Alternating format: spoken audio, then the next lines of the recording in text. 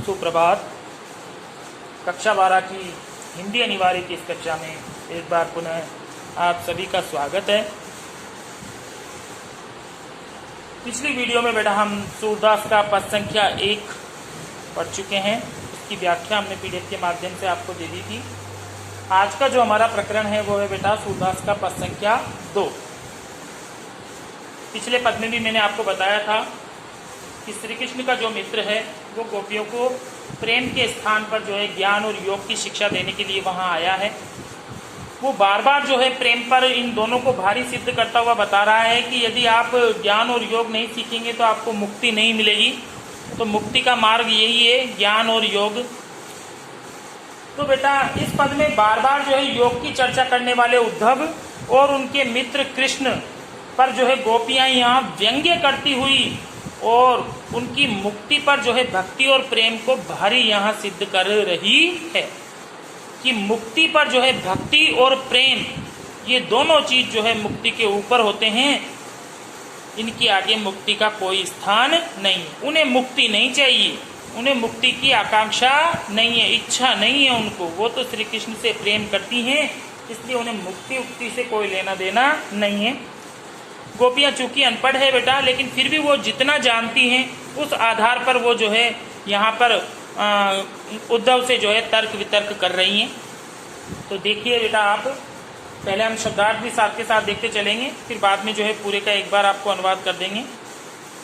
हम तो गोपियां कह रही है, हम तो दुहु भांति फल पायो। हे उद्धव, दुहु यानी दोनों, भांति यानी प्रकार से। हे उद्धव, हम तो दोनों ही प्रकार से जो है फल प्राप्त करेंगी, अर्थात हमारे तो दोनों ही हाथों में लड्डू हैं। यानी कि दो अलग अलग जो है कंडीशंस हैं, उनमें उनको दोनों ही में ही जो है उनको फल की प्राप्ति होगी। कैसे मिलेगी बेटा दोनों में ही उसको फल की प्राप्ति? अगली पंक्ति में देखिए, जो ब्रजनाथ, ब्रजनाथ का मतलब हो गया बेटा कृष्ण, मिले यानी मिल जाए, तो का तो नीको यानी अच्छा। क्या कह रही गोपियां कि हम तो श्री कृष्ण से प्रेम करती रहेंगी, हमको तो जो है दोनों ही प्रकार से फल की प्राप्ति होगी। यदि वो जो श्री कृष्ण मथुरा चले गए हमको छोड़कर, वो यदि हमारे प्रेम पर तरस खाकर और वापस यहाँ आ जाए तो बहुत ही अच्छा है। नीको यानी बहुत अच्छा। जो ब्रजनाथ मिले तो नीको, ना तरु जग जस गायो। कि हम पर तरस खाकर यदि श्री कृष्ण वापस हमें दर्शन दे दें, वापस यहाँ आ जाए तो बहुत ही अच्छा है। ना तरु नहीं तो जग, जग यानी संसार, जस गायो यशगान करना, नहीं तो इस संसार में उनका यशगान करने का सौभाग्य तो हमको मिलेगा ही मिलेगा। ये संसार तो जान ही जाएगा कि भाई गोपियां जो है श्री कृष्ण से कितना प्रेम करती थी। उनका यश गाने का, उनका यशगान करने का सौभाग्य तो हमको मिलेगा ही मिलेगा। इस प्रकार दोनों ही प्रकार से जो है हमें फल प्राप्त होगा। श्री कृष्ण यदि हमें मिल जाते हैं तो बहुत ही अच्छी बात है, वापस दर्शन दे देते हैं तो बहुत ही अच्छी बात है, नहीं तो उनके यश का गान करने का सौभाग्य तो वो हमसे छीन ही नहीं सकते, वो तो हमें प्राप्त होगा ही होगा। अगली पंक्ति देखिए बेटा, कह का अर्थ बेटा कहाँ, वे यानी वे, गोकुल की गोपी यानी कि गोकुल की गोपियां वो खुद के लिए कह रही हैं। सब प्रकार से, वर्णहीन, वर्ण और हीन लघु जाति यानी छोटी जाति।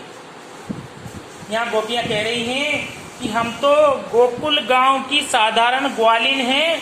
वर्ण और जाति यानी रंग में और जाति में दोनों में ही छोटी हैं जो है। श्री कृष्ण तो बड़ी जाति के हैं, उच्च जाति के हैं, भला उनसे प्रेम करने का हमको क्या अधिकार था?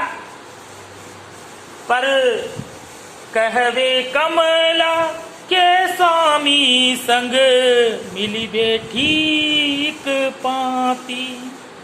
लेकिन फिर भी हम जो है उस कमला के स्वामी यानी श्री कृष्ण के साथ मिली बेठीक पाती, एक ही पंक्ति में बैठी हैं, यानी उनके साथ हमारा उठना बैठना रहा है।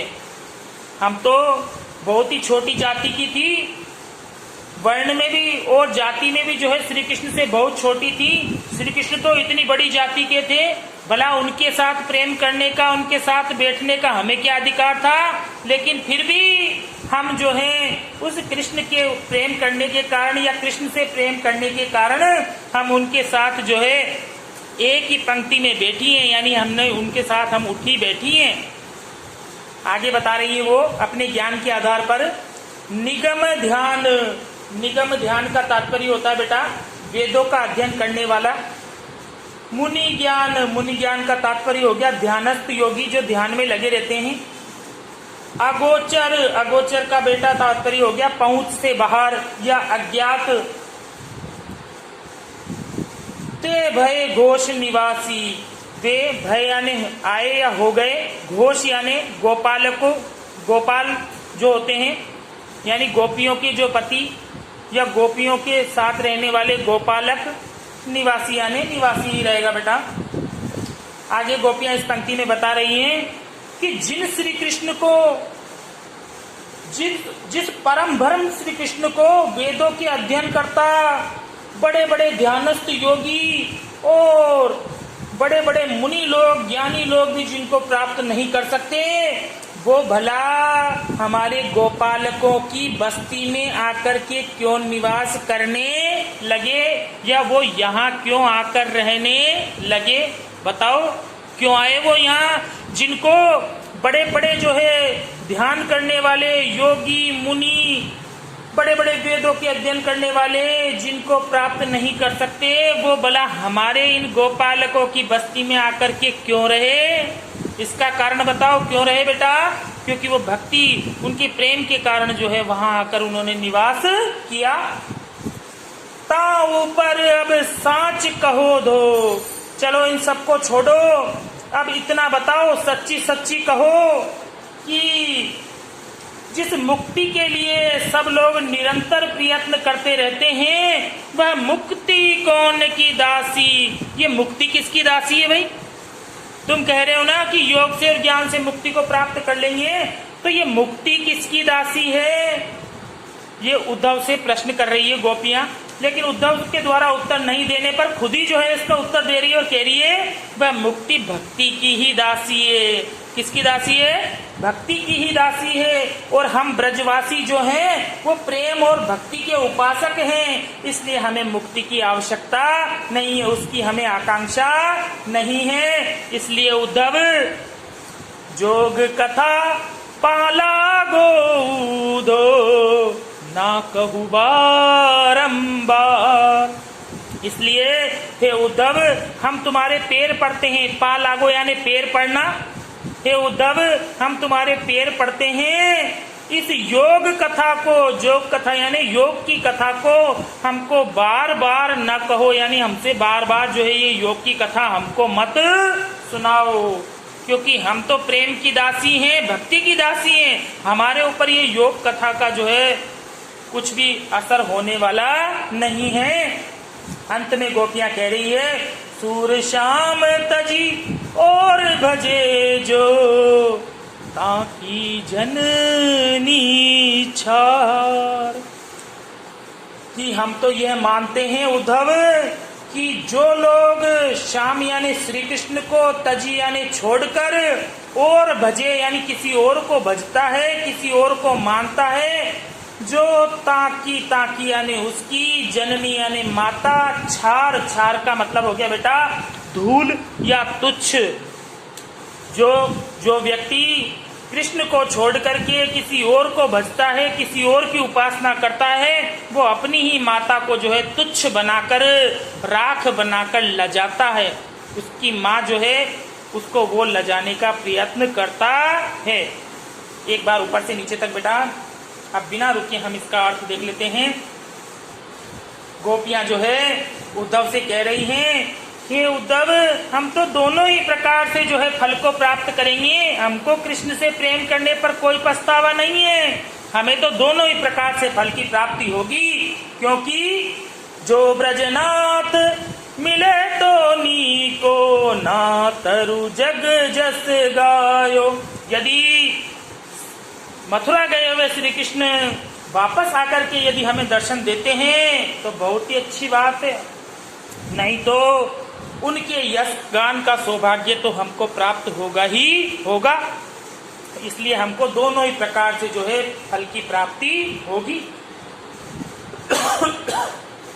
सॉरी, आगे गोपियां कह रही हैं कि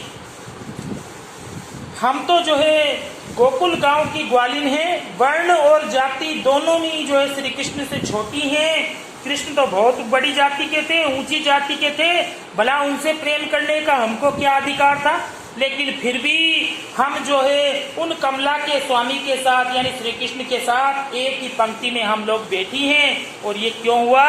क्योंकि हम उनसे प्रेम करते थे, हम उनके भक्त थे, इसलिए भक्ति और प्रेम के कारण हम उनके साथ जो है एक ही पंक्ति में बैठ पाए। हे उद्धव, बड़े बड़े वेदों के अध्ययन करता ध्यानस्थ मुनि और बड़े बड़े ज्ञानी योगी जो है जिन श्री कृष्ण को प्राप्त नहीं कर सकते, जिनको उन्होंने दर्शन नहीं दिए, वो भला जो है हम गोपालकों की बस्ती में आकर के क्यों रहने लगे? किस कारण रहे?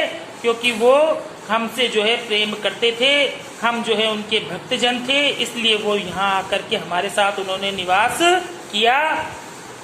ताऊ पर अब सच कहो, अब इन सबको छोड़ दो और सच्ची सच्ची ये बताओ कि जिस मुक्ति की तुम बार बार बात कर रहे हो, ज्ञानी और योगी लोग जिस मुक्ति की बार बार बात करते हैं, वो मुक्ति किसकी दासी है? जब उत्तर नहीं मिलता गोपियों को तो खुद ही उत्तर देती है और कहती है वह भक्ति की दासी है और हम ब्रजवासी भक्ति और प्रेम के उपासक हैं, इसलिए हमें मुक्ति की बिल्कुल आवश्यकता नहीं है, हमें आकांक्षा ही नहीं है, हमें इच्छा ही नहीं है मुक्ति की। हे उद्धव, अब तो हम यही कह रही हैं कि हम तुम्हारे पैर पड़ते हैं, पा लागो उद्धव, यानी हम तुम्हारे पैर पड़ते हैं। अब इस योग कथा को जो है हमको बार बार मत सुनाओ, क्योंकि हम जो है योग वोग नहीं जानती, हम तो केवल कृष्ण से प्रेम करती है, तो हमें प्रेम की बातें बताओ, ये योग और ज्ञान की बातें हमारे बस की बात नहीं है। अंत में गोपियां कहती हैं कि हमारा तो स्पष्ट मत है, यही दृढ़ मत है, हम यही बताना चाह रही हैं कि जो भी व्यक्ति जो है श्री कृष्ण को छोड़कर और किसी की उपासना करता है, वो अपनी ही माता को जो है तुच्छ बना करके लजाता है। ये था बेटा सूरदास का पद संख्या 2।